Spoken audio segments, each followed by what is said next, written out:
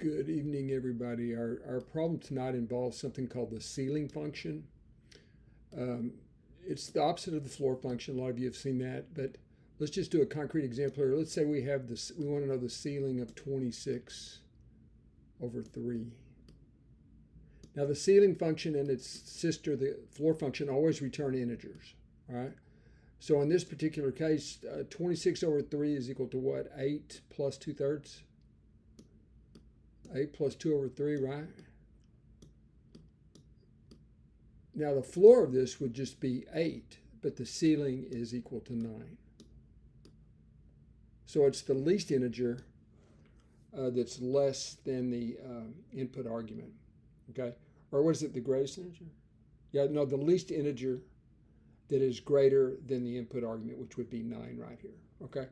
Now, it's useful to use the ceiling function in this context. Otherwise, we just have a fraction with a decimal expansion, and we're interested in the last digit. So it's nice to take the ceiling of this strange-looking quotient. Okay, let's move along. Now, what's interesting right here is this almost looks like this, sort of, if you do some manipulations. And to me, this is a crazy connection. I never would have thought of this myself. I saw this from another source. But notice this is the formula for a infinite geometric series. It has a formula similar to the finite geometric series. This is true provided that the absolute value of the common ratio is less than 1. Now, really, all we have to say is less than 1 here, since we're dealing with positive numbers. But this converges in this fashion as long as the radius is less than 1. And if you look at the finite geometric series, you can see there would be a term that would be tending to 0 for all ratios less than 1. So let's move along. Now, this, by the way, motivates a manipulation that we have to do to this to make it fit this form. And you can see that dividing through by 33/14, top and bottom, a clever way of multiplying by 1, gives us this form here.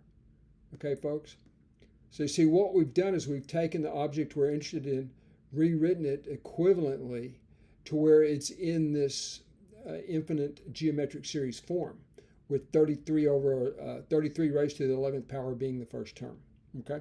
And again, I just divided everything inside by 33 to the 14th. It's the same as multiplying the numerator and denominator by 1/33 to the 14th. Okay?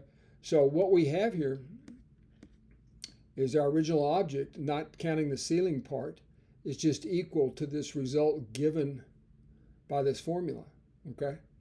And you see our R is simply, this would be our R right here, this piece right here, R. Now you'll quickly notice that this piece right here is much less than 0. Let me just circle the whole thing.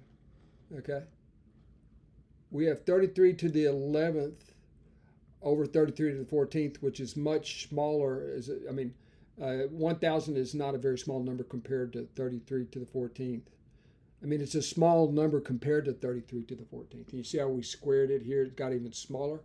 So this circled object is definitely between, we'll call it R, this circled piece right here, call it C, all right, is like this, right? C is a number between 0 and 1. So you see, whatever the last digit of this is, we'll have to add 1 to it to make the ceiling piece work, okay? So, but we do have to analyze 33 to the 11th. Now, we can just, all we have to do, it's enough just to look at 3. Let's do 3 to the first. 3 squared ends in 9, right? That's the last digit of 3 squared. That's equal to 9.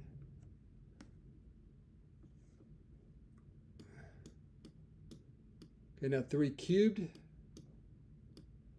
is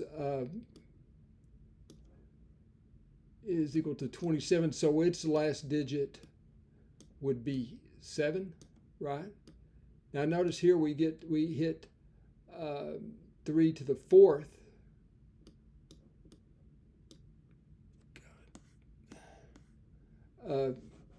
we get to 3 to the 4th equals 81,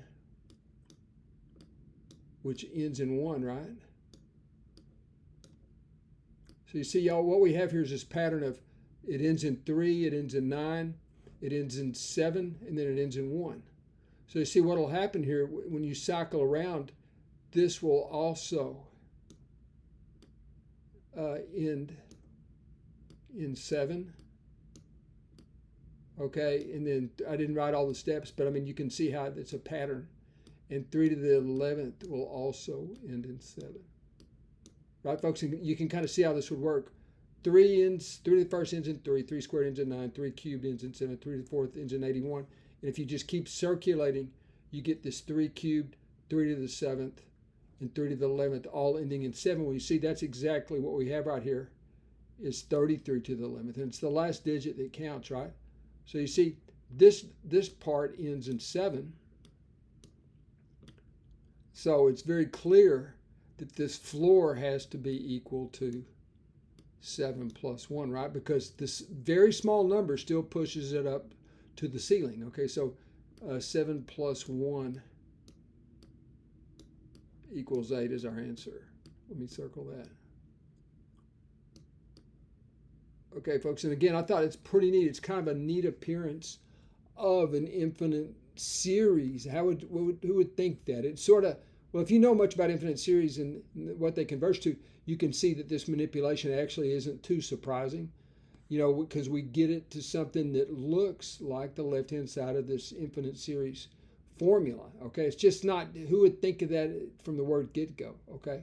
But anyway, the last digit is, what I got at least, is 8.